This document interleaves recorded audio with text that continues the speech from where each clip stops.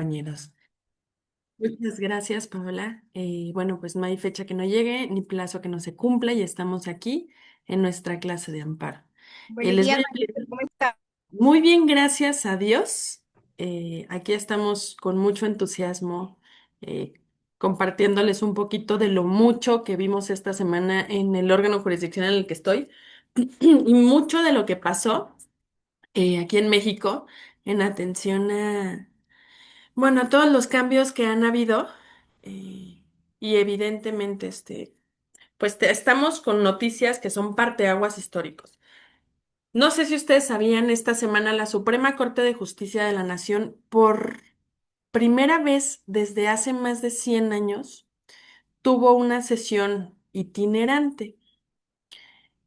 ¿Qué significa esto? Bueno, el Pleno de la Suprema Corte de Justicia de la Nación, la sede principal se encuentra aquí en México, a un lado de Palacio Nacional, y todas las sesiones se habían llevado a cabo los jueves. La sesión de la Corte por muchísimos años fue inamovible, y la Corte sesionaba sus asuntos los jueves. En el transcurso del día, había sesiones de la Corte que empezaban a las 8 de la mañana, se acaban a las 6 de la tarde. ¿Cómo sabemos esto? Bueno, pues porque las sesiones se podían videograbar. Ahorita empiezo con la clase. Esto es a tema de chismecito, nada más para que vean que estamos en una revolución judicial tan histórica, que están pasando acontecimientos sin precedentes aquí en México, y no dudo que pronto se repliquen en todo Latinoamérica. Entonces, la Suprema Corte sesiona los jueves. Eso sí, por muchos años fue inamovible. ¿Por qué? Porque los criterios que salían de esas sesiones eran criterios que se contenían en las jurisprudencias que todos los viernes se publicaban en el Semanario Judicial de la Federación, como ustedes ya lo vieron. Con esta transición de la reforma constitucional en materia judicial, nos dimos cuenta que hubo muchos cambios, entre ellos que la Corte dejó de sesionar los jueves para sesionar, para no sesionar. ¿Qué pasa? Por mucho tiempo no hubo sesión de la Corte, en lo que la nueva integración le agarraba la onda, por decirlo de una forma muy coloquial. Una vez que la Corte le agarró la onda, empezaron a sesionar los jueves, pero las jurisprudencias ya no se subían los viernes. ¿Por qué? Les ganaba el tiempo, quiero pensar. Entonces, teníamos que estar persiguiendo los juristas las jurisprudencias que comúnmente se publicaban los viernes y empezaron a publicarse viernes, lunes o martes. ¿O qué pasaba? Que subían los viernes un rubro que no era y el lunes ya aparecía otro. Bueno, hicieron un despapay. Entonces, este jueves, por primera vez en muchos años, cosa que yo no veo tan mal y me encantaría escuchar su punto de vista más adelante, pero Mm, la corte sesionó el jueves en Chiapas, en una sesión itinerante, en frente de público, de una manera, a mí me parece muy inclusiva, pero estamos en un México, y lo digo con toda la responsabilidad de mis palabras, dirían por ahí, se los digo en confianza y en el careo lo niego. Estamos en un México con muy buenas ideas, muy mal ejecutadas. Y creo que el hecho de que tengamos una corte itinerante que vaya por toda la República, con estos estandartes indígenas, a quienes yo también defiendo, porque soy jurista y porque soy mexicana y porque son mis raíces, em, me parece bien. O sea, no es tan mal que la corte vaya y salga y haga las sesiones del pleno en vivo, en un lugar abierto, en una plaza pública. Sin embargo, tenemos que dejar de hacer las cosas em, tan poco planeadas. Me pareció una sesión bonita. Estoy de acuerdo en que los pueblos indígenas necesitan una protección. Definitivamente estoy de acuerdo de que los pueblos indígenas por 500 años estuvieron sometidos, estuvieron desplazados. Eh, Me tocó resolver un asunto muy bonito, la queja 410 del 2025 del segundo tribunal colegiado, que habla de la norma 020, la aplicación de la norma 020 en materia de salud, donde ya no le querían permitir a los indígenas, a las personas indígenas, practicar la partería. ¿Qué es la partería? Bueno, esta práctica milenaria de que hay mujeres en determinadas regiones indígenas o en determinadas regiones étnicas que se dedican a ayudar a otras mujeres a dar a luz, a traer vida a este planeta. Entonces decía la Secretaría de Salud de aquí de México que no era posible que siguieran haciendo la práctica de las parterías porque ponían en riesgo la vida de las mujeres al no tener las condiciones necesarias de sanidad o las prácticas correctas de medicina para poder ejercer esta profesión. No obstante, la Secretaría de Salud dejó muy de fuera la vista en el sentido de que sí es cierto que las parteras no tienen las mismas condiciones que una clínica. Porque las obligaban a que si querían ejercer la partería, lo tenían que hacer específicamente en una clínica y con la supervisión de un médico. Sin embargo, las parteras tienen una razón, tienen una razón de ser. ¿Por qué? Porque evidentemente hay etnias, hay lugares de la Sierra Alta de Chihuahua, hay lugares de la Sierra Alta de Sonora que no tienen clínicas cerca de algunas comunidades indígenas. Entonces, ¿qué pasa? Ok, dice la Secretaría de Salud, sí puedes ejercer la partería, pero le decimos a las mujeres que les conviene más irse a liberar una clínica que está a 16, 20 horas del lugar en el que radican. Entonces, era incongruente esa determinación y hicimos un estudio muy bonito, la magistrada y su servidora, en el sentido de que los pueblos indígenas tienen autodeterminaciones que sí, que no van en contra de la sociedad. Y en este tema de las parterías, bueno, ya les platico para no dejarlos en ascuas, evidentemente concedimos una suspensión para efecto de que sigan realizando la partería, no obstante, si es la única opción. Entonces, yo estoy muy en el mood de la nueva Suprema Corte en el sentido de que los pueblos indígenas han sido desplazados y han sido un grupo muy importante de las categorías sospechosas, que ahorita platicamos qué es eso, pero pues también tenemos un país donde los indígenas han sido vulnerados, las mujeres hemos sido vulneradas, los niños han sido vulnerados, los hombres han sido vulnerados, los policías, los militares han sido vulnerados. Estamos en un país en caos en el que estuvo muy padre que la Corte este último semestre se enfoque en los indígenas, pero creo que ya pasó mucho tiempo para que no cambien de tema porque tenemos problemáticas bastante graves con estudiantes, con niños, con seguridad, evidentemente, porque lo que pasó el fin de semana evidencia toda la falta de atención que se le ha puesto en ese rubro. Y aquí ya no se trata si el secretario de Seguridad Pública de Claudia Sheinbaum está o no está guapo, eso ya dejó de ser divertido, porque estamos ante una ola de criminalidad que no se había visto en al menos una década. Y no le echamos la culpa a la 4T y no le echamos la culpa al PRIAN y no le echamos la culpa, pero sí tienen que tener políticas públicas. Entonces está muy bonito este tema de que la Corte haya sesionado, histórico, aplaudible, pero ya es momento de que se cambien el chip y empiecen a trabajar en otras cosas. Bueno, como les diría todos los días, ya lo saqué de mi sistema. Muchas gracias por ahorrarme la terapia, muchachos. Vamos a empezar nuestra clase. El día de hoy vamos a platicar, como estamos platicando, que ya me hizo aquí el favor de compartirme eh, Edison, muchas gracias Edison, lo que estuvimos viendo la clase pasada, que fueron los principios del juicio de amparo, y les voy a compartir pantalla. En lo que comparto pantalla, por favor, tengo una manita levantada, no me la bajes. Adelante, Carlos, te escucho. Les voy a compartir pantalla mientras.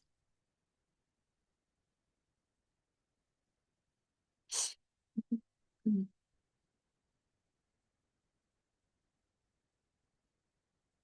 Tampoco se me olvida, tampoco se me olvida que estamos pendientes de platicar las jurisprudencias de este viernes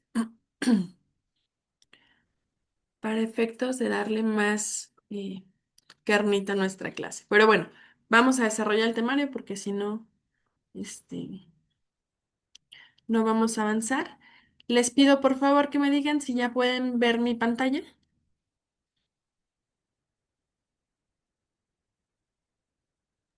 Sí, Sí, maestra, ya. licenciada, Muchas gracias. perfectamente.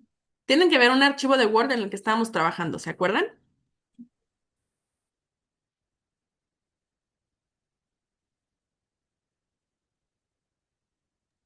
Maestra, muy buenos días. Sí, estamos en el archivo que estás trabajando. Muchísimas Efectivamente. gracias. Ahora, van a escuchar ustedes mucha gente que les va a decir en la práctica que el amparo, el juicio de amparo es una materia muy difícil. Y no es que sea difícil, sino que tiene reglas específicas muy particulares que no se aterrizan con muchas materias de aquí del tronco común de México. Aunado a eso, el juicio de amparo no solamente abarca los artículos contenidos en la ley de amparo, sino que hay amparo penal, amparo civil, amparo fiscal, amparo administrativo, amparo en materia de trabajo, amparo agrario, y me puedo seguir con todas las materias que hay en nuestro tronco común. Y eso es lo particular del amparo, que a veces adopta las reglas de la materia en la que se está resolviendo el amparo y a veces no. Les pongo un ejemplo que vamos a platicar más adelante.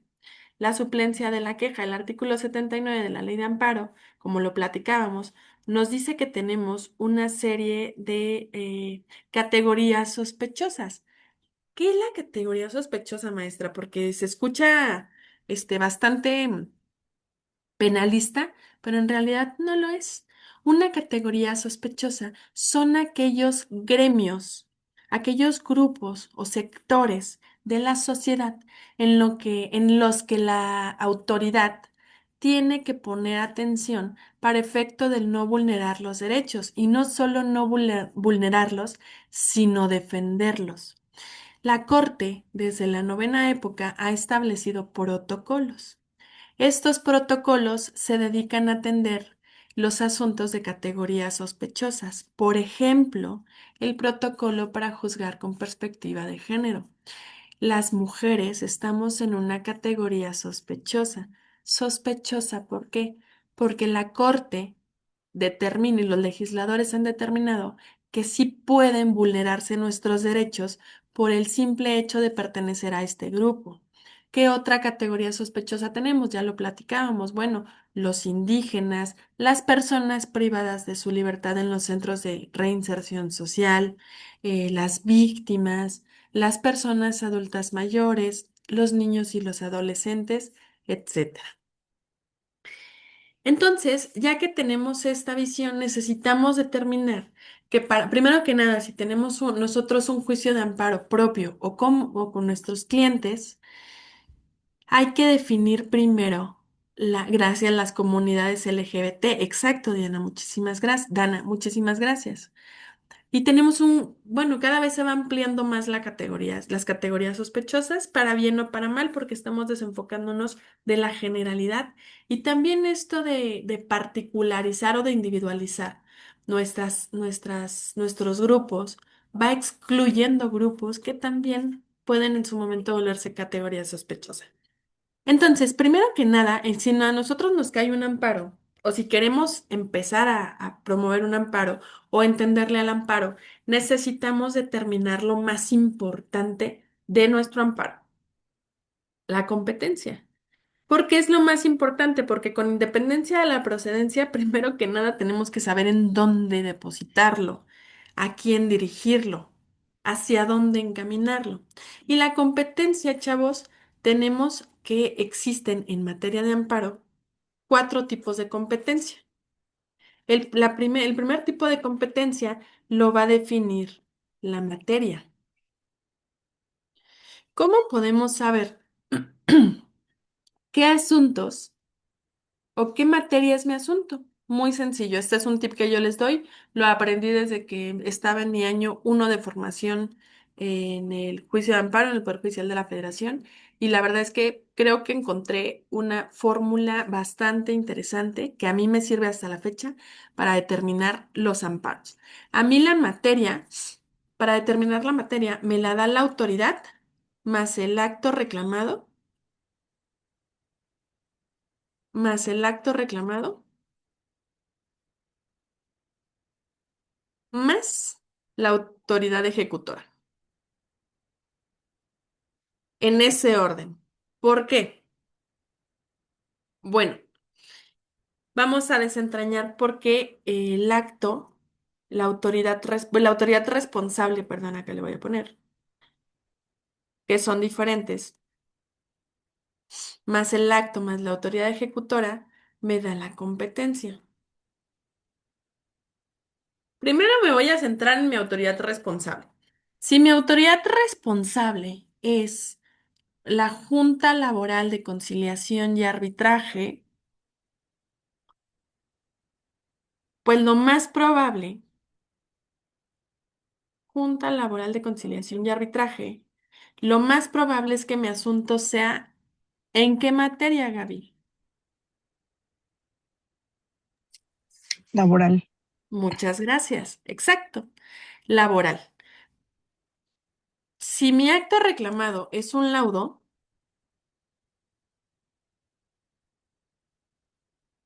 yo ya no necesito irme a la tercera herramienta para determinarlo. Con el simple hecho de tener autoridad responsable y acto reclamado, ya sé que, como perfectamente lo dijo Gaby, es laboral. Ya no me pierdo.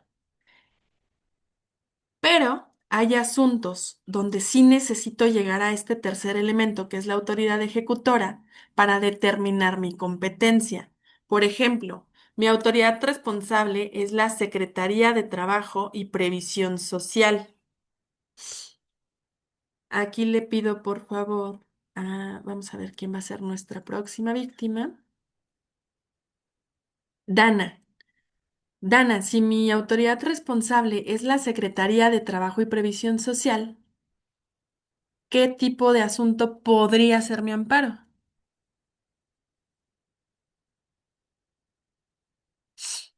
Secretaría de De Trabajo trabajo y y Previsión Social. ¿no sería laboral también, maestra? Muy bien, sería laboral. ¿Por qué? Porque es una secretaría que atiende a dirimir las cuestiones inherentes a los patrones en relación a los trabajadores, pero no siempre. Imagínense que la Secretaría de Trabajo y Previsión Social fue a una empresa y dijo, ¿sabes qué? Los extintores están mal, ¿sabes qué? No hay rutas de evacuación, los escritorios están mal posicionados, en un sismo todos se mueren, casi casi les dice. Y emite una determinación por una multa de riesgo. Aquí no tenemos absolutamente nada relativo a la relación obrero-patronal. Porque si bien es cierto, las instalaciones sí son parte de la estructura de la empresa, no hay ningún trabajador en específico en riesgo. La determinación de la Secretaría de Trabajo y Previsión Social no gira en torno a, a un, a un conflicto de trabajo, sino a un procedimiento administrativo. Entonces, yo me voy a ir. ¿Quién es la autoridad ejecutora? ¿Quién le avisó a la Secretaría de Trabajo y Previsión Social que los extintores, que las rutas de evacuación, que todo eso está mal? Bueno, aquí le avisó Protección Civil, de Protección Civil.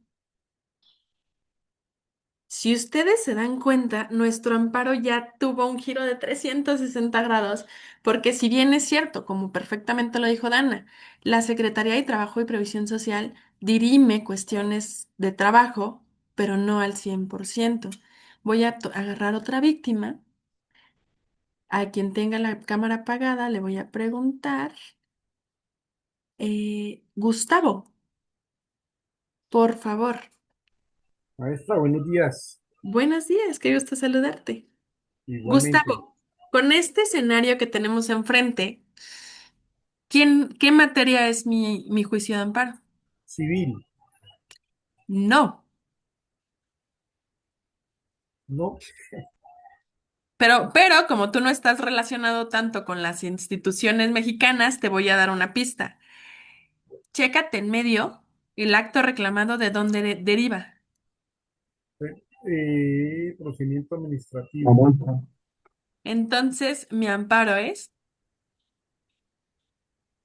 Administrativo. exacto. Muchas, muchas, muchas gracias, Luz.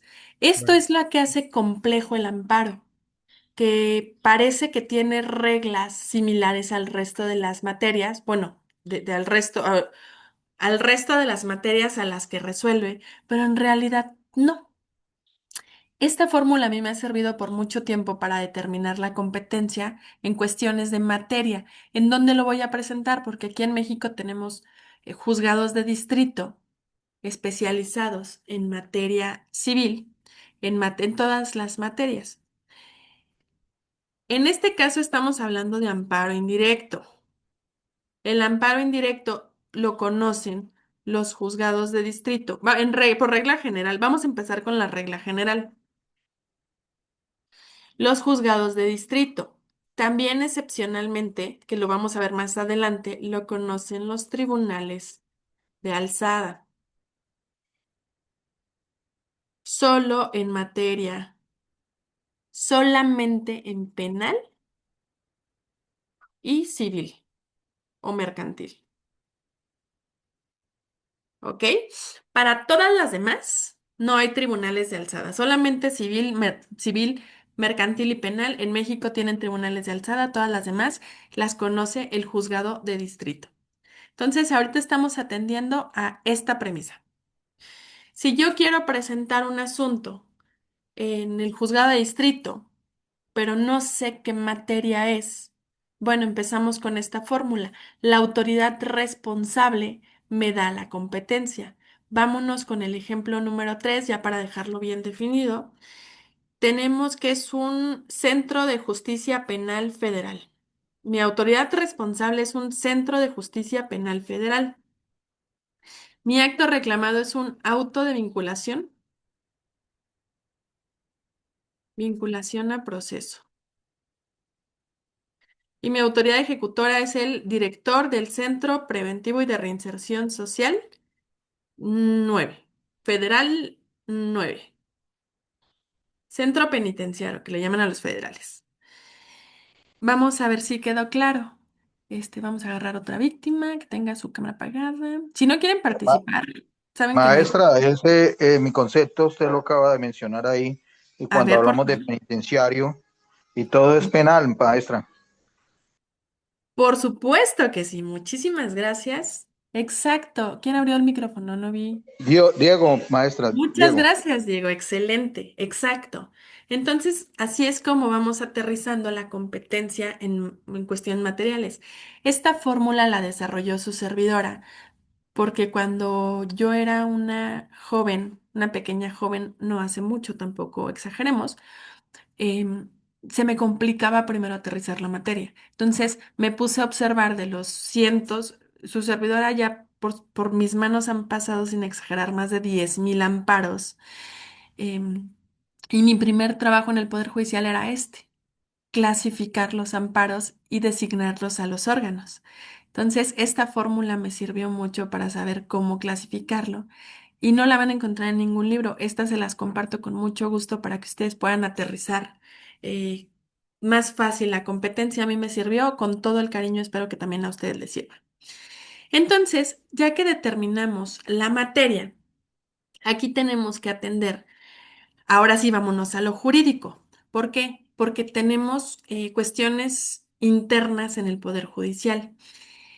Existe el acuerdo general del Pleno del entonces Consejo de la Judicatura Federal 3 del 2013 que determina la competencia. Les voy a compartir el link aquí abajito para que ustedes puedan verlo.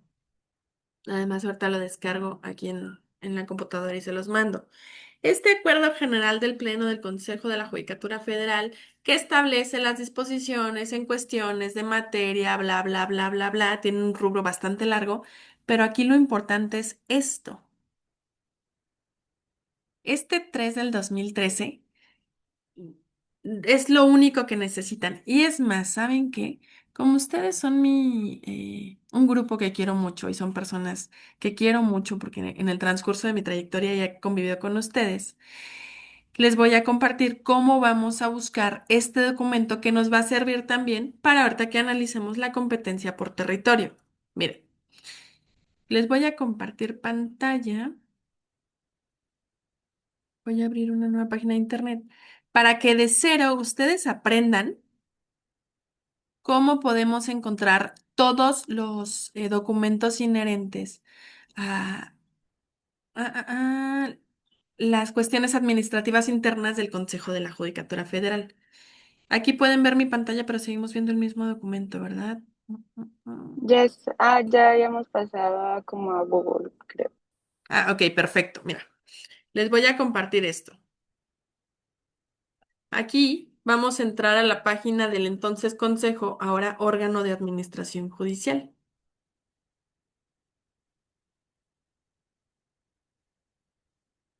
Y vamos a encontrar aquí abajo, en la parte de en medio, donde dice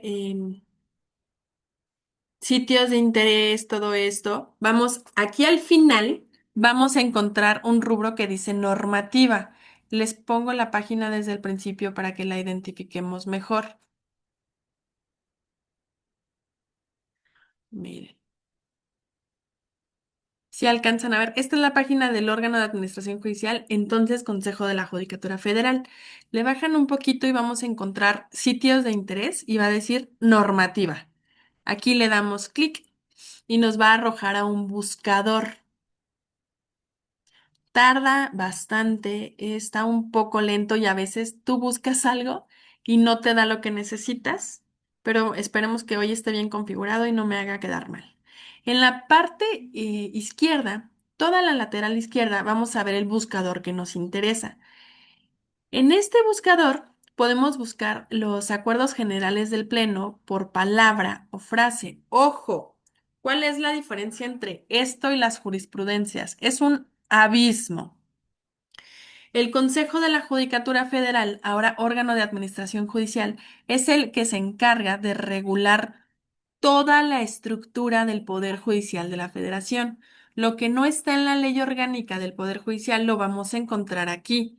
Por ejemplo, el acuerdo que regula la competencia de los órganos jurisdiccionales. Aquí voy a buscar el acuerdo 3 del 2013 emitido por el Pleno del Consejo de la Judicatura. En tipo de normatividad, bueno, no es necesario que pongamos eso porque ya le dimos un dato de localización bastante claro. Y aquí tenemos el Acuerdo General 3 del 2013 que está vigente desde el enero del 2013. En la parte superior, en la parte extrema derecha vamos a encontrar este documento en Word y en PDF. ¿Qué les parece si lo abrimos? Para que ustedes vean, este documento es de los más importantes del juicio de amparo. Después me atrevo yo a decir de la ley de amparo. Mucha gente dirá que son los protocolos, mucha gente dirá que son las jurisprudencias, pero no. Este documento es el más importante y si ustedes quieren dedicarse al amparo o tienen un amparo o pretenden encaminarse hasta esta materia o hasta este juicio, este es el documento que ustedes tienen que tener impreso atrás de su ley de amparo. Este acuerdo general determina el número, los límites territoriales y la jurisdicción por materia de los tribunales colegiados de circuito. Si me lo permite, Pau, que yo sé que sí, se los hago llegar con mucho gusto para que, para que lo tengan a la mano, si no ya saben dónde buscarlo. ¿Qué pasa? Primero, este acuerdo nos dice cómo están divididos los órganos jurisdiccionales a nivel nacional en cuestiones de amparo. Esto es amparo, 95% amparo. Ahorita les digo por dónde está el otro 5. En el juicio en materia de amparo, nosotros no tenemos distritos judiciales ni atendemos a zonas territoriales, sino que la República Mexicana está dividida en 32 circuitos. Estos circuitos abarcan generalmente cada estado. Por ejemplo, el primer circuito es la Ciudad de México, que si bien es cierto, no lo conocemos como un estado, ya es una entidad federativa desde la reforma a su constitución del 2021. Entonces, de hecho, la Ciudad de México no se llama Ciudad de México constitucionalmente. La Constitución de la Ciudad de México dice que es el estado del Valle de México. Ok, el primer circuito es la Ciudad de México. El segundo circuito es todo el Estado de México. El tercer circuito es Jalisco. El cuarto circuito es Nuevo León. Y así nos vamos a ir circuito por circuito. Hay excepciones. El séptimo circuito, si se fijan, abarca desde Veracruz em, y varios municipios. No, es el décimo circuito el que abarca 2 estados. Séptimo circuito es Veracruz, con excepciones del circuito de Veracruz. ¿Por qué el séptimo circuito quitan municipios de Veracruz? Porque los vamos a encontrar en el décimo circuito. ¿Por qué hicieron eso? Bueno, porque el estado de Veracruz es grande y aparte tiene temas súper relevantes para dejarlos en un solo circuito. Por ejemplo, el petróleo. Veracruz es un puerto bastante importante en México, si no es que de los más importantes en cuestiones petrolíferas. Por eso, Veracruz, por cuestiones de estrategia, se dejó en 2 circuitos. De ahí en fuera, nosotros podemos ver que el octavo circuito también tiene sus particularidades. ¿Por qué? Porque el octavo circuito abarca 2 estados también, que es Coahuila y Durango. Esas son las excepciones a la regla. De ahí en fuera, tenemos que ya están los 32 circuitos, uno por estado. ¿Ok? El 32º circuito. Por eso es importante que tengan en cuenta que en amparo no pueden poner el distrito judicial tal porque no atendemos esas reglas. Ya que tenemos bien especificado em, que nuestra competencia se divide en 32 circuitos, necesitamos atender a la materia. Los juzgados de distrito que conocen el juicio de amparo, en su mayoría están especializados por las 4 materias que el juicio de amparo reconoce como autónomas, que es administrativo, civil, trabajo y penal. Por ejemplo, en el primer circuito, que es la Ciudad de México, hermosa, por cierto, que hoy vamos a recibir a Shakira en el Zócalo, su paisana, mis queridos alumnos, vamos a aterrizarlo. Aquí en la Ciudad de México tenemos los juzgados de distrito especializados en materia penal. Tenemos los juzgados de distrito, bueno, y les digo, el edificio se llama Prisma. También en la Ciudad de México, en el Distrito Federal, conocido como Distrito Federal, tenemos los juzgados de distrito en materia administrativa en periférico. Tenemos los juzgados de distrito en materia de trabajo en el recinto hermoso de San Lázaro y tenemos los juzgados administrativos, perdón, los juzgados de distrito, ya dije administrativo, civil, de trabajo y los penales en Prisma. ¿Por qué nada más 4 materias? ¿Dónde quedó el marítimo? ¿Dónde quedó el agrario? ¿Dónde quedó el mercantil? Ah, bueno, el amparo engloba mercantil en los civiles, en atención a la naturaleza de la autoridad que resuelve. En amparo, todos los agrarios, fiscales, marítimos, y les paso una lista, se quedaron en los juzgados administrativos. Los penales, bueno, pues conocen de derecho penal y de ejecución penal. Y en la Ciudad de México hay casos particulares porque tenemos juzgados de distrito en materia de extinción de dominio, en telecomunicaciones y auxiliares, que eso yo espero me toque darles Amparo 2 para explicarlo más a grosso modo, porque sí es un poco más complejo. Pero bueno, ya que tenemos determinados los circuitos y que tenemos determinadas las materias, también es importante decirles algo. En la Ciudad de México tenemos juzgados especializados. En el Estado de México no, o bueno, sí, pero aquí hicieron un cochinero. Em, en el Estado de México, para explicarles esto, me voy a ir a la página 12 para que lo manejemos un poquito mejor, que ya me pasé. Vamos a ver ya específicamente los municipios en los que integran cada circuito. Bueno, no, ya me lo extendieron porque hubo reformas. Vámonos a la página 16. Y aquí tenemos los juzgados de distrito en materia de extinción de dominio con competencia en toda la República. Están en la Ciudad de México.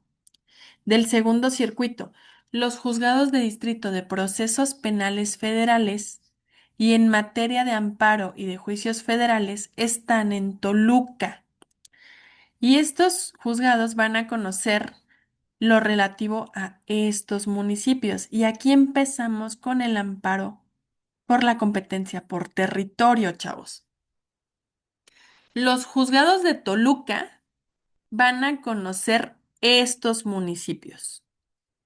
Si ustedes se fijan, los juzgados de Toluca están especializados en procesos penales. Aquí este documento, eh, híjole, con mucha pena les digo que no está actualizado, porque tenemos uno más actualizado, pero ustedes vieron que lo sacamos de la página del consejo, les voy a hacer llegar el actualizado. Eh, los juzgados de distrito especializados en procesos penales federales que están en Toluca, en el municipio de Toluca, van a ejercer jurisdicción en tales municipios. Es decir, si mi amparo está en Naucalpan, en el municipio de Naucalpan, yo no lo puedo presentar en Toluca, porque la delimitación territorial está comprendida y especificada en este acuerdo de esa forma. Pero ¿qué pasa, maestra, si yo me equivoco y lo presento en Toluca, o sea que es de Naucalpan? Bueno, tampoco se trata de que nos mortifiquemos o nos preocupemos, porque la competencia no es un motivo de desechamiento o de improcedencia del juicio de amparo. Lo único que va a pasar es que nos vamos a tardar más en resolverlo, porque el juez de Toluca lo va a mandar a Naucalpan. Si ustedes se fijan, los juzgados de distrito con residencia en Naucalpan de Juárez no están especializados en ninguna materia.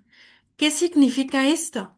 Bueno, que en Naucalpan todo lo relativo a estos juzgados, a estos municipios, perdón, tienen juzgados mixtos o especializados en todas las materias, con independencia de que sea civil, mercantil, penal, administrativo, con independencia de la materia, yo lo tengo que presentar al juzgado de distrito en el Estado de México con residencia en Naucalpan de Juárez en turno para que la oficina de correspondencia común, o sea, la oficialidad de partes común, lo turne a uno de los 11 juzgados que están en Naucalpan.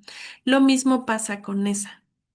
¿Qué pasa con el Estado de México? Bueno, pues como ustedes se darán cuenta, el Estado de México es uno de las entidades federativas que más municipios tienen. Por eso esta división. Pero si nos vamos, por ejemplo, al decimoséptimo circuito, en el cual orgullosamente su servidora es originaria, que es el bello Chihuahua. Si ustedes ven Chihuahua, Chihuahua es un estado mucho más chiquito, 17º circuito. Si se fijan, ya no son 3 párrafos de municipios, solamente atendemos a 2 párrafos y uno muy chiquito. Y aquí nos dice los juzgados de distrito en el estado de Chihuahua con residencia en la ciudad del mismo nombre, o sea, Chihuahua, Chihuahua, de donde, insisto, orgullosamente soy originaria, va a conocer de los asuntos relativos a estos municipios. Pero Chihuahua tiene 2 sedes del Poder Judicial. una en Chihuahua y una en la famosa Ciudad Juárez. Ay, Ciudad Juárez. Y en Ciudad Juárez tenemos muchos más poquitos municipios. ¿Y por qué pongo de ejemplo Chihuahua, aparte de que porque soy orgullosamente norteña? Bueno, pues pongo de ejemplo Chihuahua porque al ser frontera con Estados Unidos y al ser el estado más grande de la República, ustedes se pueden dar cuenta que Ciudad Juárez tiene municipios relevantes en cuestiones de narcotráfico, en cuestiones de seguridad, en cuestiones de población, etcétera, etcétera, y de siembra y todo eso. Entonces, bueno, también eso se atiende de, en la estrategia de estas cuestiones para aterrizar la competencia seguimos por materia, nada más les estoy dando una introducción, por materia. Si nos vamos al tercer circuito, que me parece que el tercer circuito ya estaba especializado, aquí nos vamos a dar cuenta en el tercer circuito que efectivamente aquí también podemos ver las cuestiones inherentes a la materia. ¿Por qué? Porque Jalisco, que es el tercer circuito, déjenme busco otro, Yucatán. Bueno, especializado sí va a ser el tercer circuito, nada más que aquí me está trayendo un poco de problemas no tener la última versión. Entonces, si nos vamos al tercer circuito, tenemos asuntos en Zapopan y Puente Grande, solamente no, no, les voy a pasar el actualizado. Ya en el actualizado lo vamos a ver. Les voy a poner el ejemplo del séptimo circuito ya para no quedar mal con ustedes. Aquí nos vamos a dar cuenta que están especializados por materia. Tenemos los asuntos en materia penal.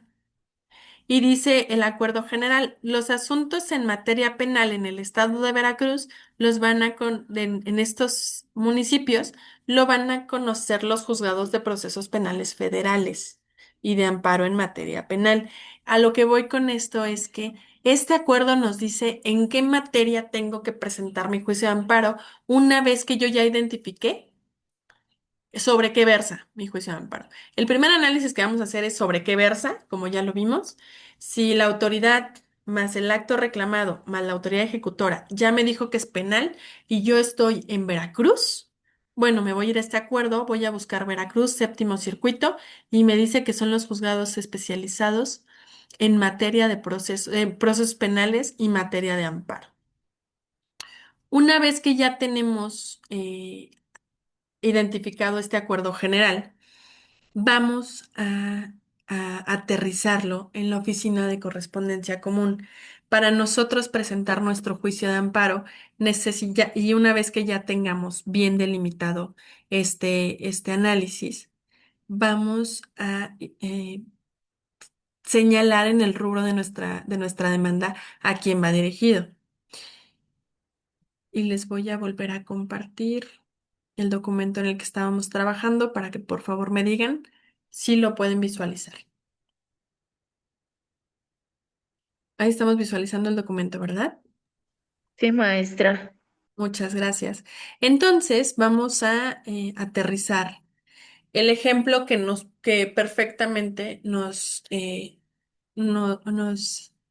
identificó su compañero, Gustavo.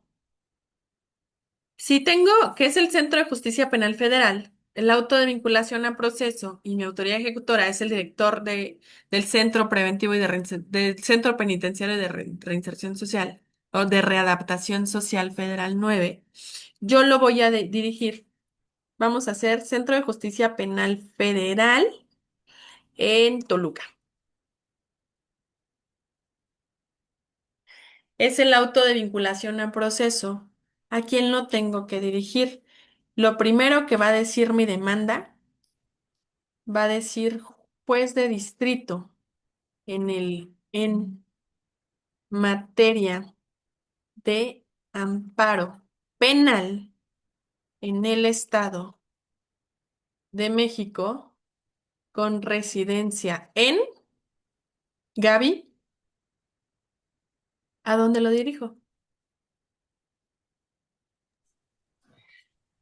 Mm, Bueno, primero tendría que ver cuál municipio me corresponde.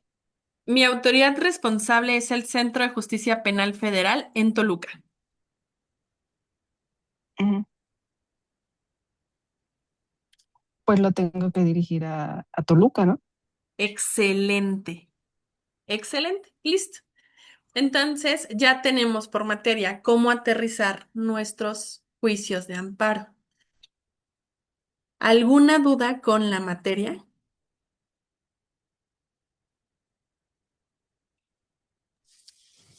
No, Pues excelente.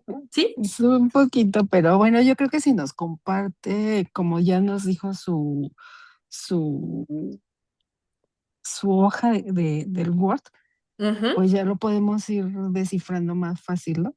Se las Y comparto con con el, mucho gusto. ujú, y con Justo, el acuerdo, que me pareció muy bueno, súper bien. justo es eso, Gaby, Maestra, excelente. con la Dígame. ayuda suya, digamos, la fórmula o técnica que nos está enseñando, pues nos da una practicidad, primero de competencia, segundo de jurisdicción y de especialidad competente en cuestión de si es administrativo, penal, civil, bueno, en fin. Yo creo que es una herramienta muy buena y agradecerle muchísimo porque empieza uno a desglosar con esa fórmula todo lo que se viene dentro del proceso, cómo lo debo de estructurar partiendo de ahí, de esa fórmula.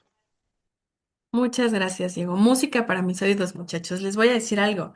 Este tema de la competencia, ustedes, creo, con toda la humildad se los digo, están listos para determinar amparos en cuestión de competencia por materia. Es un tema de práctica, como perfectamente lo dice Gaby, como perfectamente lo dice Diego. Nada más es cuestión de que ustedes atiendan a la fórmula, identifiquen de qué es su amparo, en dónde está, busquen su municipio, busquen su materia y listo. Parece complejo porque yo me acuerdo que a mí también se me hacía un mundo y yo veía hojas y hojas de este acuerdo general y su servidora, pues jovencita, veinteañera, recién egresada de la carrera. No hace mucho tampoco, no soy tan grande como parezco, pero se me hacía un mundo. Aquí lo importante es que les doy este consejo. No pierdan tiempo, lo relevante está a partir de la página 16. A partir de la página 16, ustedes van a encontrar los circuitos, los municipios y las materias. Nada más es cuestión de que individualicen su caso y ya lo puedan presentar. Si me da tiempo en estas clases que nos faltan, que yo estoy segura que sí, les voy a enseñar a promover un juicio de amparo desde la comodidad de su casa para que puedan ustedes, así como existen las transferencias internacionales, también ustedes puedan internacionalizarse y presentar amparos desde Colombia en favor de mexicanos o de sus paisanos que estén de este lado. Entonces, si nosotros ya tenemos bien aterrizado esto, de verdad es mera práctica, échenle un vistazo a este acuerdo general y en cuanto le den una leída completa, dicen aquí en México, les van a caer muchos veintes, les va a caer la epifanía, lo van a entender de una forma más concreta. De todos modos, con muchísimo gusto, si en la semana les da tiempo de echarle una ojeada a este acuerdo general y aún así les surgen dudas, por favor no duden en externarlas. Para eso estoy yo aquí. Entonces, voy a volver a compartir para ver la competencia por territorio. La competencia por territorio va más allá de este acuerdo general. Déjenme ponerlo acá bonito para que competencia, materia. Entonces, vamos a hacerlo la competencia por territorio. Es un parteaguas importante que ustedes ya tengan determinado el municipio en el que podemos presentar la demanda de amparo. La competencia por territorio va más allá. Vayan sacando su ley de amparo, por favor. porque la vamos a necesitar. No obstante, yo se las voy a compartir también aquí para quien esté imposibilitado, pero esta competencia se determina por la ejecución del acto reclamado. Aquí me voy a regresar un poco porque no me gustaría estarles hablando en inglés sin que ustedes me entiendan de qué estoy hablando o a qué me refiero con acto reclamado. Voy a... El contenido de una demanda de amparo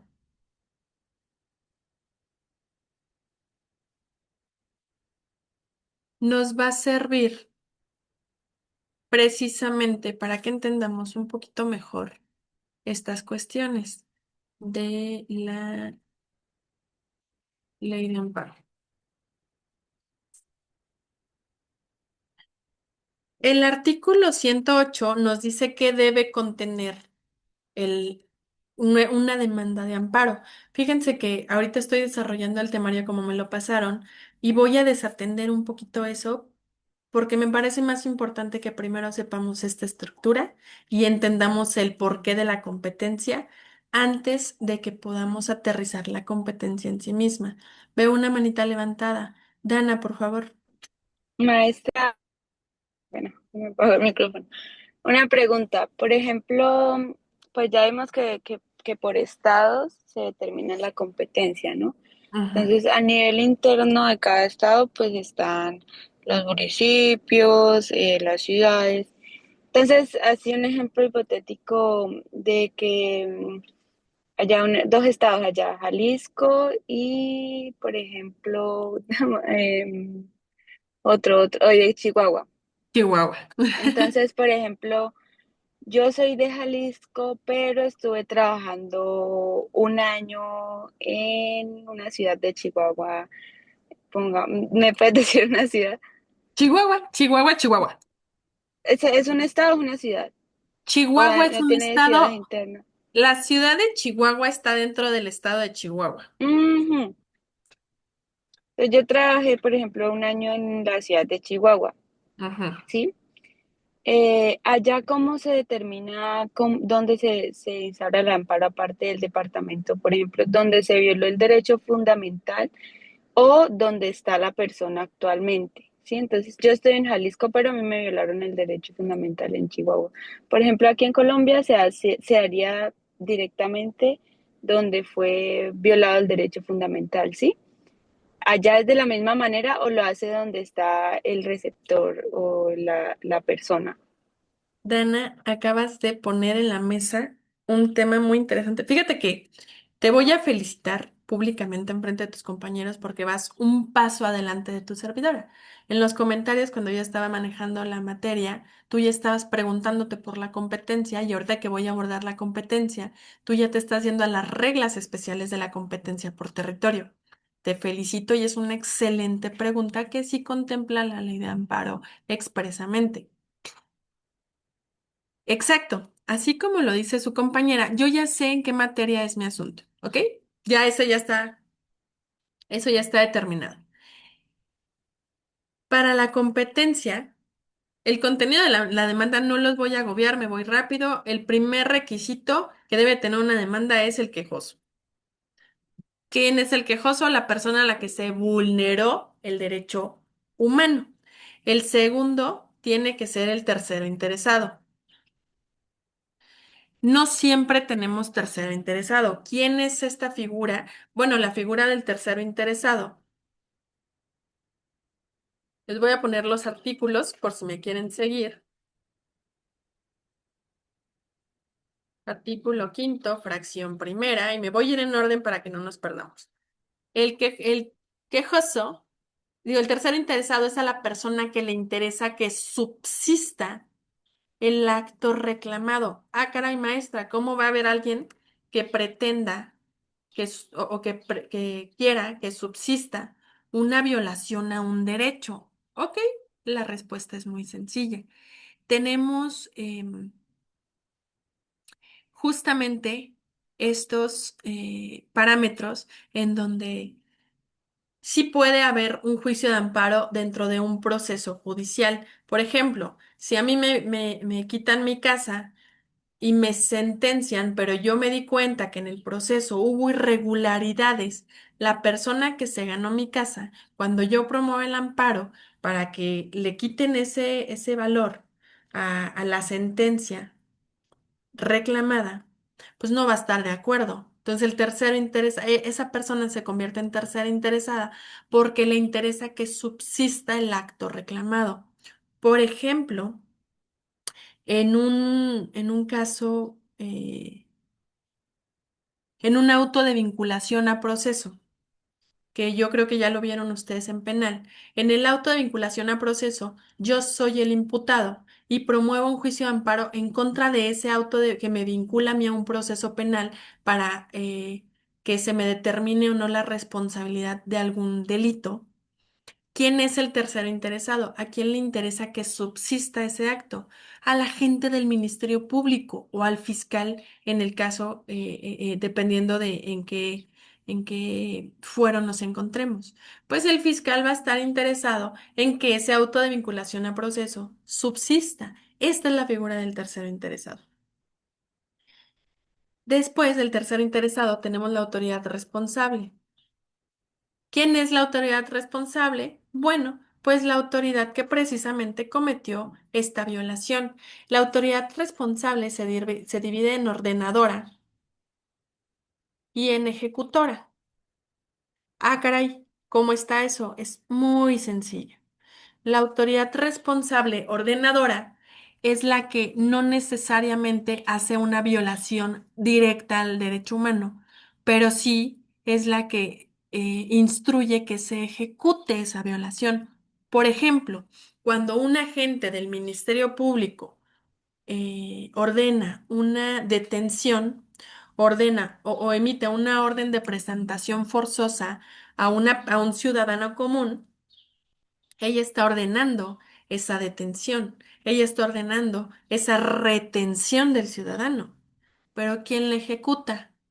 Los policías ministeriales o los policías municipales, que creo que en otros países les llaman gendarmerías, eh, la Guardia Nacional en el caso de México.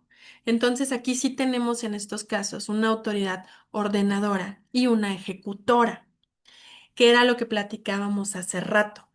La competencia me la determina la autoridad ordenadora por materia, pero también la ejecutora cuando no, cuando me quedo en la rayita.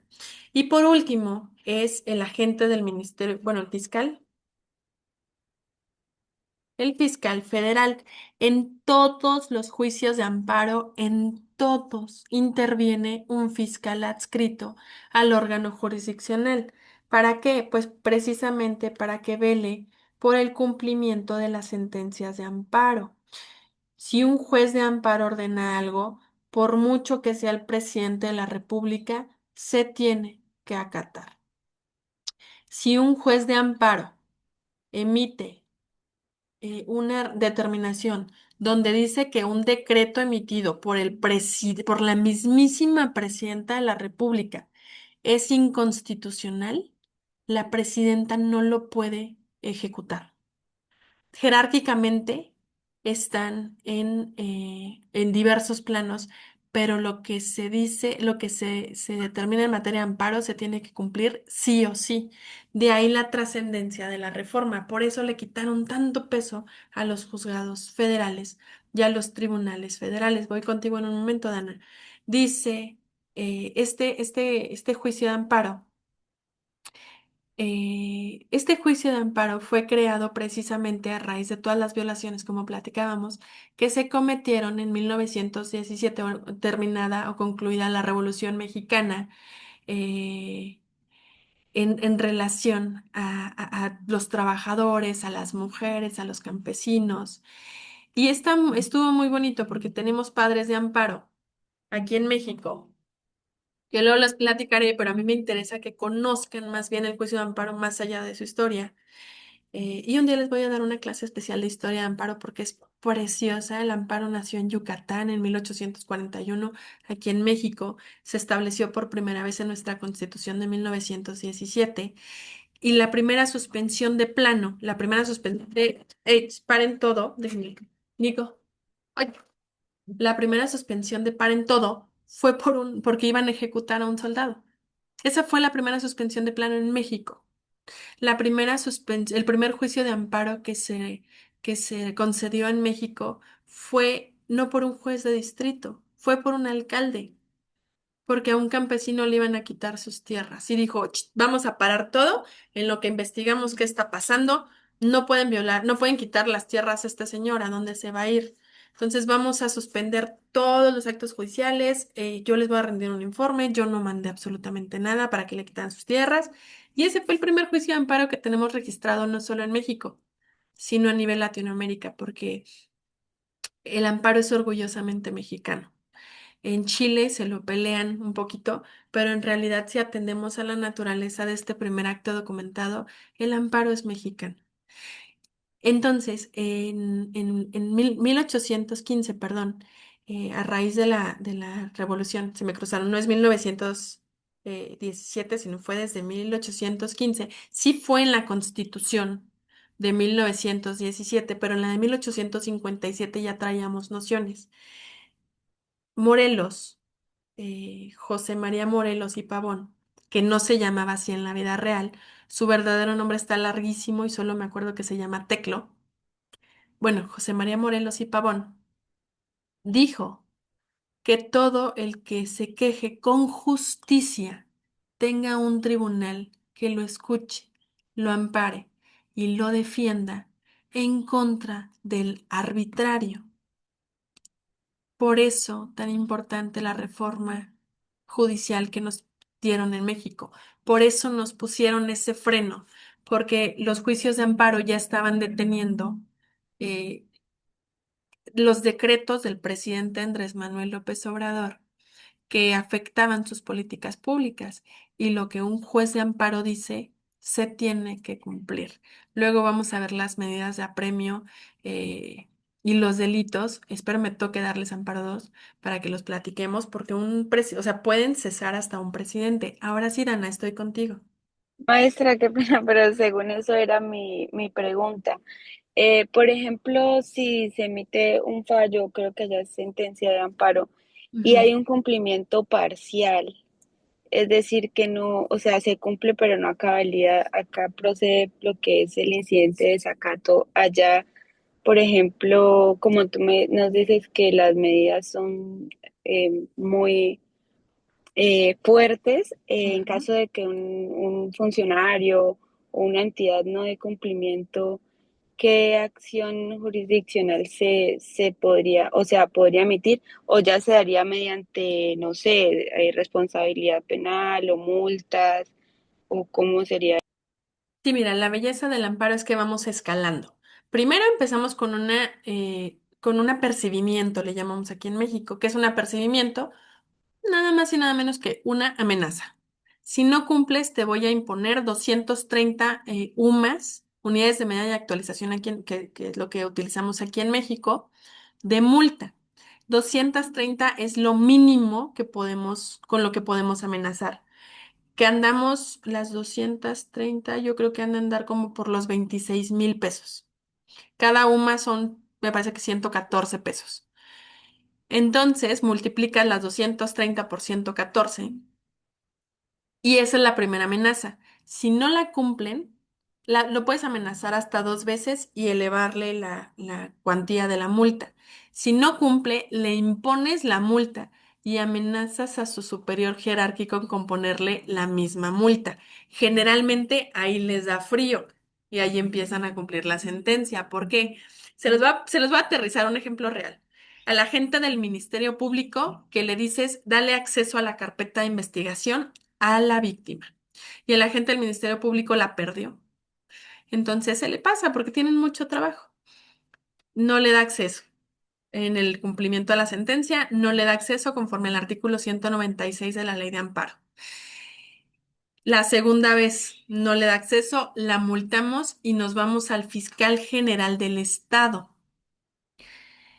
A mí me regañaban mucho porque entre el Ministerio Público y el fiscal están los coordinadores de zona, están los delegados que les llaman. Y yo no, yo me brincaba hasta el fiscal general. Y luego venía el fiscal general acalambrado porque aparte eso se hace mediático en muchos casos. Imagínate que le pongan una multa al fiscal. Generalmente ya con eso se empezaban el cumplimiento.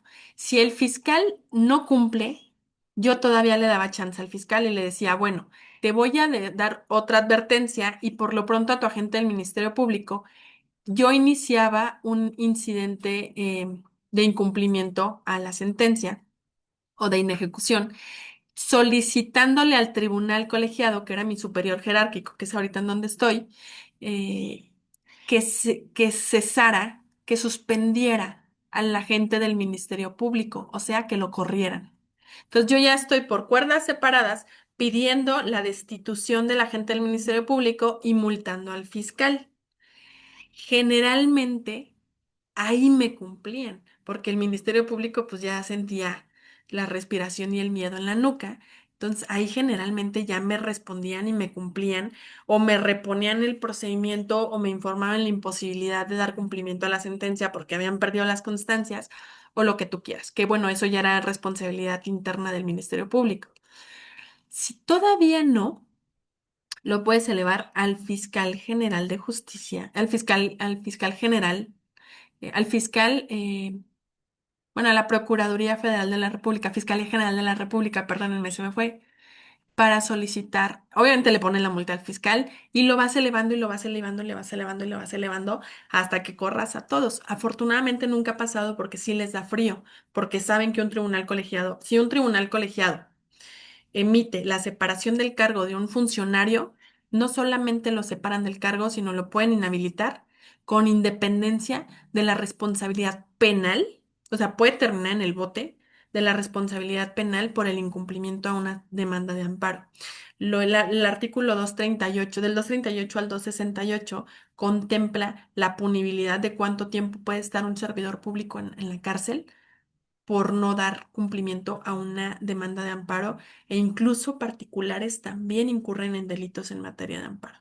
Entonces es eso, primero con dinero, luego con separación de cargo, luego con cárcel y nos vamos elevando al superior jerárquico. No sé si eso conteste tu duda, Dana. Sí, maestra, muchas gracias. Era lo que quería saber. Excelente, súper. Me gusta tu mente inquieta, por favor, nunca te calles en mi clase. Entonces, atendiendo a eso, nosotros nos vamos a dar cuenta y les voy a poner aquí la ley de amparo, porque precisamente ya tenemos bien definido cómo vamos o en qué municipio está nuestro juicio de amparo. Les voy a poner aquí la ley de amparo y nos vamos a ir al artículo 37 por si ustedes me quieren ir siguiendo con su ley de amparo, si no aquí mismo se las comparto. Nada más, Gaby, confírmame que sí se puede ver. Sí, sí se ve. Gracias. Nos vamos a ir al artículo 33, que es las reglas de la competencia. Aquí esto ya lo vimos la clase pasada, como la Suprema Corte de Justicia de la Unión, tribunales colegiados de circuito, tribunales de apelación, los juzgados de distrito y los órganos de los poderes. ¿Quiénes son competentes en materia de amparo? Ellos. Los tribunales colegiados, eso lo van a ver en Amparo 2, los juzgados de distrito y los tribunales colegiados de apelación son competentes para conocer el juicio de amparo indirecto, que es lo que nos atañe en esta clase. También lo serán las autoridades del orden común cuando auxilien a los órganos jurisdiccionales de amparo. Hay municipios que no tienen juzgados de distrito y hay amparos que son urgentes porque puede desencadenar la muerte de una persona, que es lo más grave, o la pérdida de la dignidad, que a mí se me hace todavía más grave que perder la vida. Bueno, ahí entran en auxilio órganos, autoridades del orden común, como lo platicábamos, alcaldes, diputados, etcétera. El artículo 37 es lo que a mí me interesa. Es jueza o juez competente la o el que tenga jurisdicción en el lugar donde el acto se reclame, deba tener ejecución, trate de ejecutarse, se esté ejecutando o se haya ejecutado. Aquí vamos a vamos a resguardar este párrafo, ahorita regresamos con el otro y les voy a compartir nuevamente el documento. Y el artículo 37 es muy claro. En cuestión de territorio, lo determina la ejecución del acto reclamado. Es juez o jueza competente donde el reclamado deba tener ejecución, trate de ejecutarse, se esté ejecutando o se haya ejecutado. Vamos a aterrizarlo para mí en uno de los actos más comunes. Mi autoridad responsable es el agente. Bueno, les voy a poner aquí que es ejemplo. Es el agente del Ministerio Público y el autoridad responsable. Y mi acto reclamado es una orden de aprehensión. Edison, ¿cómo se le llama las órdenes de aprehensión allá en Colombia?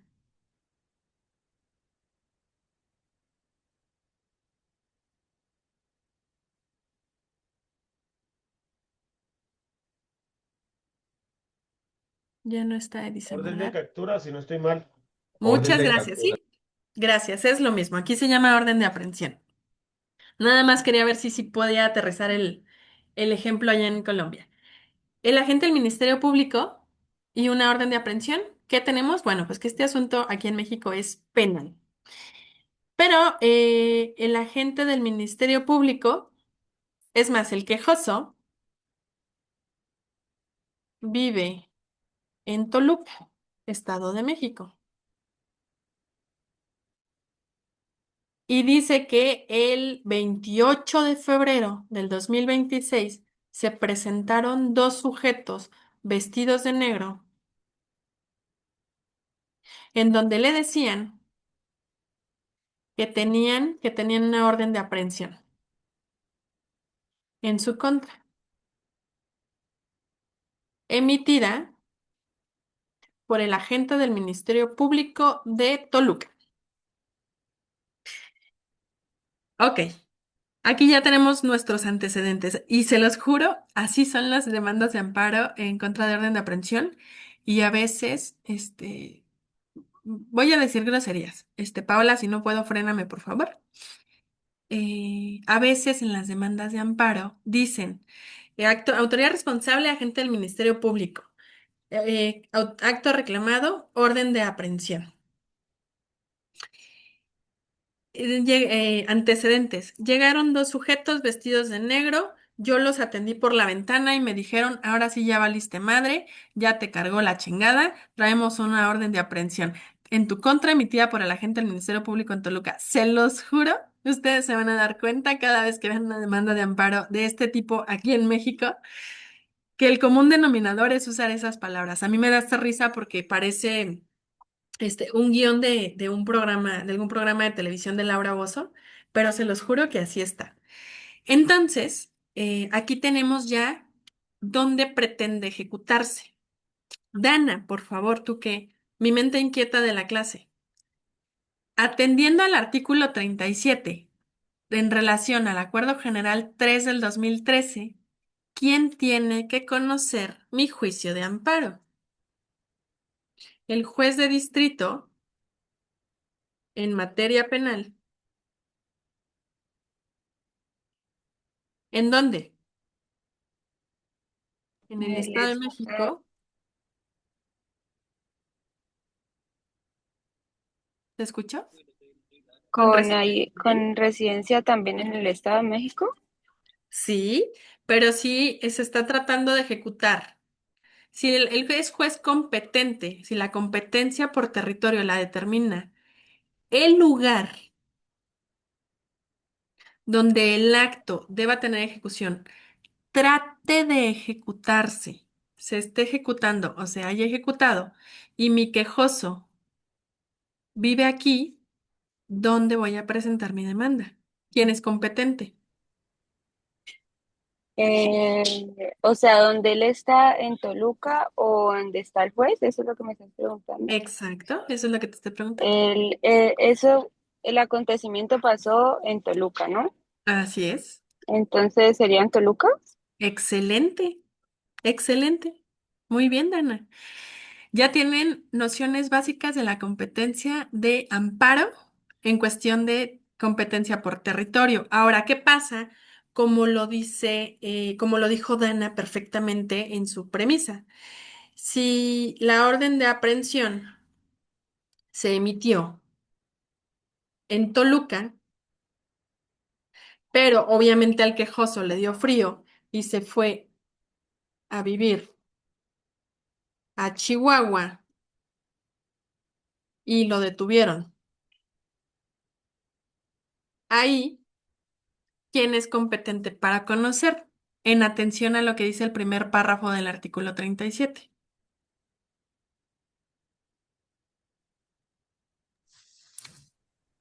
Chihuahua. Excelente, Le deben de dar parte. excelente. ¿Dónde se ejecutó? En Chihuahua. Si bien es cierto, la orden se emitió en Toluca, es competente el juez de distrito.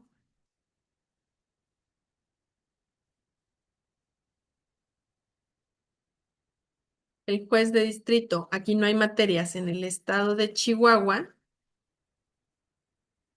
con residencia en Chihuahua, que fue donde se ejecutó.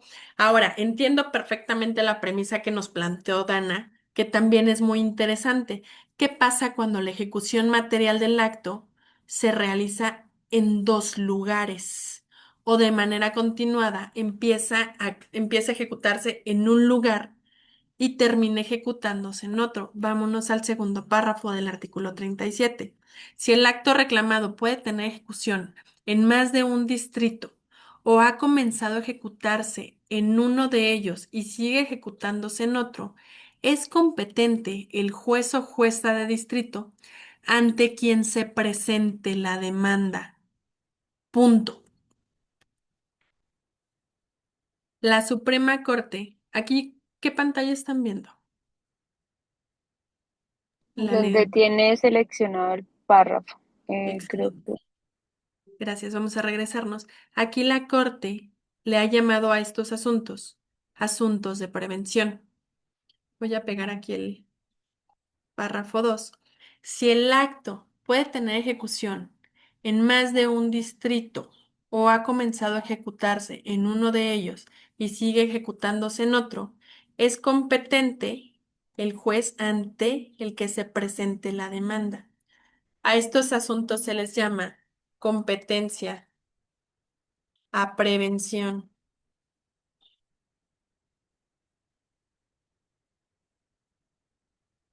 ¿Ok?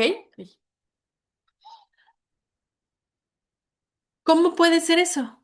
Ah, bueno, ejemplo, aquí en la Ciudad de México ha pasado mucho que se comienza una violación a un derecho humano. Por ejemplo, que detienen a un sujeto en el Estado de México, en Toluca, pero mi orden, mi acto reclamado no es la detención, sino la tortura, porque se lo llevan de Toluca a Ciudad de México dándole sus coscorrones. Los que vieron El Chavo del Ocho saben que es un coscorrón. Dándole sus coscorrones y lo presentan en la Ciudad de México. Del Estado de México, la Ciudad de México y el Estado de México están pegaditos. Entonces, si empiezan en el Estado de México y lo empiezan a golpear en el Estado de México y cuando llegan a la Ciudad de México lo siguen golpeando, bueno, ahí la violación de los derechos se comete en los dos circuitos, en el primer y segundo circuito. Entonces, la demanda de amparo que se promueve en contra de esos actos de tortura la va a conocer o lo va a resolver, porque en casos de tortura lo conocen todos, pero para resolverlo, si se tiene que atender a la competencia, lo va a resolver a prevención el juez ante el que se presente la demanda. Puede ser Estado de México o puede ser Ciudad de México. En estos casos, esa prevención. Cuando es una omisión, por ejemplo, de pago de pensión, una omisión no tiene una ejecución. Si yo presento mi demanda de amparo porque no me han pagado mi pensión, pese a que ya inicié los trámites, eh, aquí hay una competencia especial. ¿Por qué? Porque cuando se trata de una omisión, la Corte ha dicho que lo determina el domicilio donde está el quejoso, pero también ya se contradijo y dijo que esa prevención. En las omisiones, esa prevención es en donde se presente la demanda, ahí se conoce el juicio y es quien resuelve el juicio de amparo. En una inmovilización de cuentas bancarias, cuando te congelan tu dinero del banco, esa competencia la determina la sucursal, la ubicación o el lugar en donde está la sucursal, en donde abriste tu cuenta bancaria. Entonces, la competencia por territorio está definida por jurisprudencias. Hay muchas jurisprudencias en cuestiones de territorio. Cuando los actos no tienen ejecución, cuando sí tienen ejecución, es muy sencillo, aterrizamos al artículo 37. Cuando no tienen ejecución, tenemos que buscar jurisprudencia de nuestro acto reclamado. Y si no hay jurisprudencia, esa prevención. ¿Hasta aquí hay alguna duda con la competencia por territorio?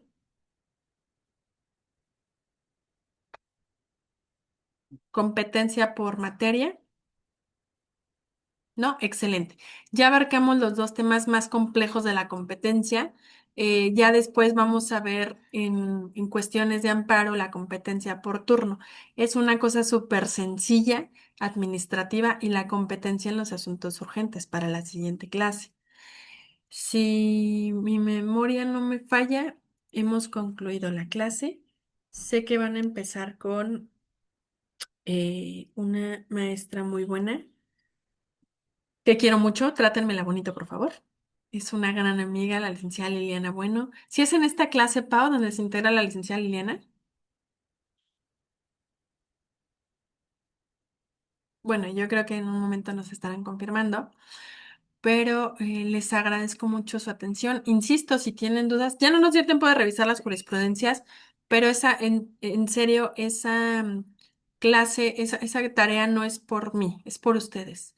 Me lo van a agradecer cuando presenten o cuando lleven sus juicios de amparo. Carlos, por favor. Maestra, buenos días. Buenos Maestra, días. pregunta, usted dijo que de acuerdo, nos iba a hacer de pronto llegar el documento completo sobre el Acuerdo General 013. Así es. Es que yo estoy mirando por ahí por internet y eso tiene cualquier cantidad de versiones. Yo estoy mirando y el que está ahí en la página que yo descargué es la versión 334. Y aquí me Ujú. dice que la última reforma fue de, del 15 de noviembre del año 2022. Así es. Hay una reforma nueva en 2025 que no se hizo muy pública, pero estoy segura que existe esa reforma porque no es por presumirles. Yo colaboré en esa reforma, en donde se especializaron los juzgados de Toluca, los juzgados de Jalisco, los juzgados de Monterrey y en de Ciudad de México se extinguieron los juzgados de procesos penales federales. Como supe que esta no es la última versión, ya no existen los juzgados de procesos penales federales. Se acabaron los juzgados de procesos penales federales porque estos juzgados atendían a la reforma antes del proceso penal adversarial en México. Entonces, como ya son cada vez menos los asuntos del sistema tradicional que le decimos aquí en México, ya se optó en el órgano, en el Consejo de la Judicatura Federal. En ese entonces yo era directora nacional de las oficinas de correspondencia común. Se optó por especializar los juzgados de procesos penales federales como juzgados de amparo penal, que también conocen procesos. Entonces, por eso estoy tan segura que esa no es la última versión. Lo malo es que la última versión la dejé en mi disco duro en mi computadora del trabajo, pero con mucho gusto se las hago llegar, debería de ser la versión oficial, pero pues al parecer no han actualizado la página, cosa que voy a criticar enérgicamente con mis compañeros si tengo oportunidad ahora en que regrese a trabajar el lunes, pero si no, evidentemente con mucho gusto para que ustedes tengan las herramientas completas, yo les comparto esta nueva reforma donde ya no existen los juzgados de procesos penales federales en Jalisco y se especializaron aparte en Jalisco por materia y en Monterrey, en el cuarto circuito. Séptimo circuito, no, sí, cuarto circuito. Entonces, si ya no tienen dudas hasta aquí, les agradezco muchísimo su tiempo. A ver si me da tiempo de ir a ver a su paisana. Si es, Shakira es de Barranquilla, ¿verdad? De Colombia. Y sí Sí, los tiene maestra, orgullosos. Sí, ella señora. es barranquillera. Sí, acá en México la adoran. Gaby no me va a dejar mentir. Aquí en México la adoran. Bueno, la adoramos porque a mí también me gusta mucho su música. Bueno, de la antigua Shakira. Pero la verdad es que es una buena representante cultural de Colombia y va a estar el día de hoy en el Zócalo. Esperemos que todo salga bien y ya les estaré mandando videos si me animo a ir. Entonces, Ahí está, es... pero si no compro la entrada ya no va a poder ingresar. No, Carlitos, es gratis. Es ¿Ah, es gratis. gratis?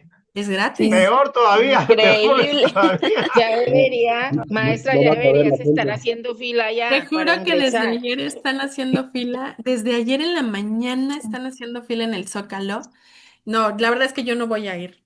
Eh, no tengo oportunidad. La admiro mucho como artista, pero creo también que podría ser un poco imprudente, dado que tuvimos masacres el fin de semana pasado en lugares públicos, meternos a una plaza tan grande como el Zócalo.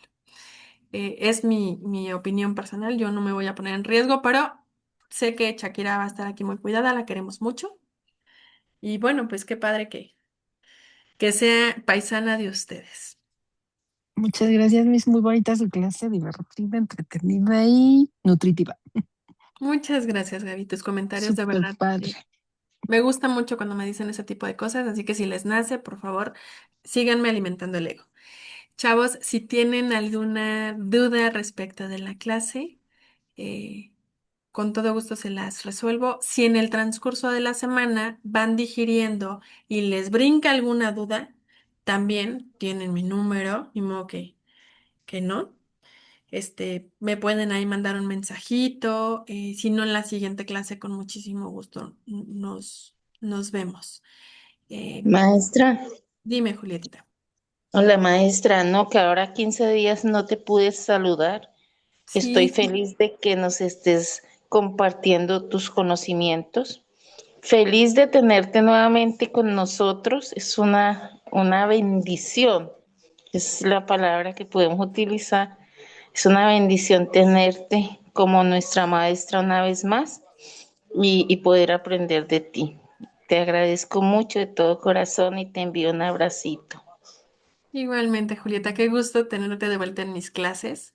De verdad estoy muy contenta con este grupo. Yo a ustedes no crean que así soy con todas mis clases. La maestra Paola no me va a dejar mentir. Es muy raro que yo me involucre con un grupo y a ustedes los trato con mucho respeto y aparte cariño porque sé que en algún momento de la vida ustedes van a estar académicamente por encima de su servidora y espero que me firmen el libro que publiquen, el artículo que hagan, que tenemos por ahí un pendiente.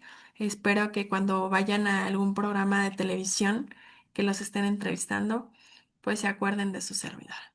Entonces Ay, yo qué sé que esto es un grupo maestra, ¿verdad? muy ¿Y qué pasó agradable. con maestra, qué pena, qué pasó con lo del cuatrimestre pasado? La hermana Julieta está que quiere volverse internacional. No, sí, Ay, yo ¿qué no he creen? dicho nada.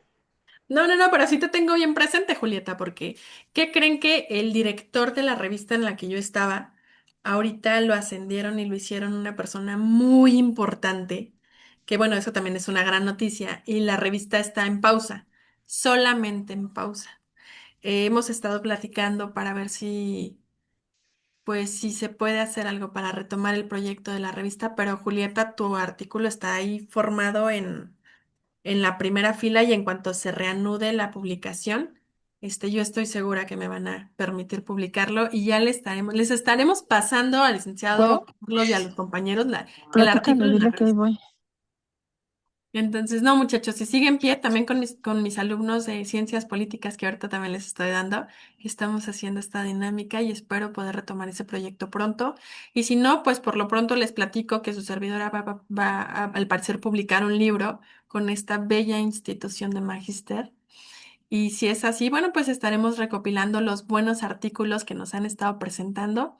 Y si quieren participar también, hacemos un compendio de artículos y lo publicamos, ¿por qué no? Pero bueno, ya le robé mucho tiempo a la maestra que sigue. Se las encargo mucho si es la licenciada Liliana, trátenmela bonito. Espero que tengan un excelente fin de semana. Les mando un abrazo muy grande. Pao, es todo por mi parte. Nos vemos en la siguiente clase. Gracias, mis lindos. Gracias. Gracias, maestra. Feliz día. Muchas gracias, maestra.